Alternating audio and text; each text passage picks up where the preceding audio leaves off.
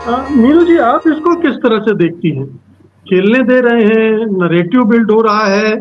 ये अभी प्रेम जी ने कहा कि ये ज्यादा फ्रस्ट्रेशन मोदी जी के समर्थकों में है, क्योंकि मोदी जी जो कदम उठा रहे हैं, चाहे कदम पीछे खींच रहे हैं, उसका मैसेज दिया जा रहा है कि ये राहुल गांधी की विजय है। ये राहुल गांधी ने यहाँ फिर उठा के पटक दिया। क्या ये इस वजह से ये धारणा बन रही?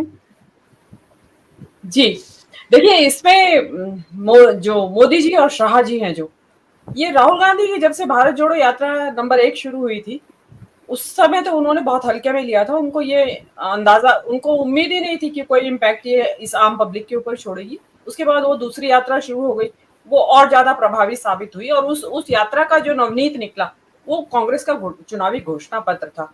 उससे उससे जो रेटल्ड हुआ मोदी शाह का जो ये जोड़ा है, ये जो इनका जो विचलन शुरू हुआ, उनकी जैसे एक तरीके से मुझे तो ऐसा लगता है कि मानो जो उनकी जो त्वरित बुद्धि थी, तुरंत बुद्धि, मेरे हिसाब से थे वो लोग पॉलिटिकली वेरी सेवी और एस्ट्यूट पॉलिटिशियंस, मुझे लगता है वो कुंद हो गया उनकी क्षमताएं। तो उसके वजह से ये इस तरीके के निर्णय जो आप बता रहे हैं, कभी ओपीएस में इस तरीके की वो होती है उनसे, जो कि बैकफायर कर जाती है, कभी लेटरल एंट्री का मुद्दा बैकफायर कर जाता है, अग्निवीर का मुद्दा बैकफायर कर जाता है, कभी वो सेक्युलर सिविल कोड की बात करने लगते हैं, जिस सेक्युलर वर्ड को वो गाली समझते हैं उसको वो सिविल कोड में जोड़ देते हैं पहले। मतलब उनको यही समझ में नहीं आ रहा है कि जिस चीज को हम पहले गलत बता रहे थे उसको अब हम सही बता रहे हैं। तो इसमें सबसे बड़ी प्रॉब्लम जो कि प्रेम कुमार जी कह रहे हैं कि अंधभक्तों की, जिनको हम अंधभक्त कहते हैं, कार्यकर्ता कहते हैं, उनकी बड़ी मुसीबत आ गई है कि जिस चीज को कल मास्टर स्ट्रोक कह रहे थे, आज वो उसको डिस्कार्ड कर दिया है मोदी जी ने, या कल जिसको डिस्कार्ड कर रहे थे आज उसको मोदी जी का मास्टर स्ट्रोक बताना पड़ रहा है उनको। जैसे ओपीएस का मुद्दा ही आप ले लीजिए, तो इसमें कल तक तो मोदी जी ये कह रहे थे कि ये तो देश की अर्थव्यवस्था को तहस नहस करने वाला एक सोच है और इसको नहीं चलने दिया जाएगा, और आज वो घुमा फिरा के लगभग लगभग उसी मुद्दे के ओपीएस के लगभग लगभग नजदीक पहुंच गए हैं।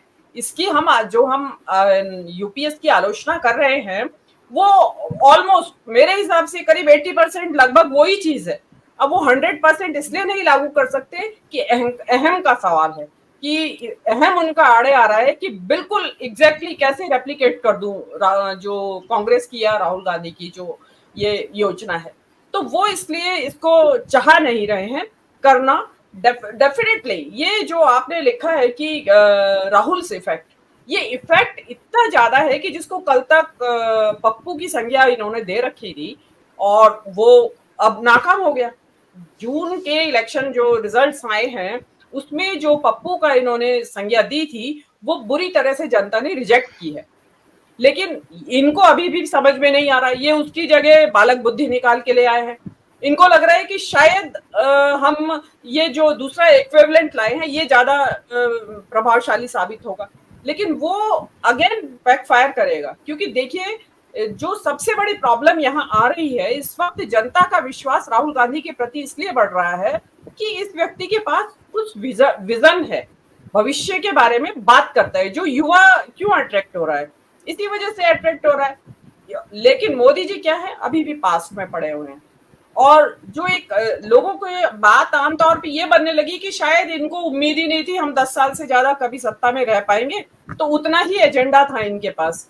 अब नाउ दे आर ब्लैंक, उनको यही, उनके पास इसके अलावा अब कुछ है ही नहीं करने के लिए। तो आप देखिए कि मोदी जी नया क्या लाए हैं, जब से तीसरी बार आए हैं नया तो कुछ भी नहीं लाए हैं। जो आपके टाइटल है प्रोग्राम का वही है कि कांग्रेस के घोषणा पत्र में से उठा उठा के चीजें ला रहे हैं, और हो सकता है कि ग्रेजुअली जब तक ये सत्ता में रहे कांग्रेस के घोषणा पत्र को सर्क्यूटियस रूट से वापस ये मोदी जी लागू कर दे। कांग्रेस तो जब कभी आएगी सत्ता में तब करेगी लागू।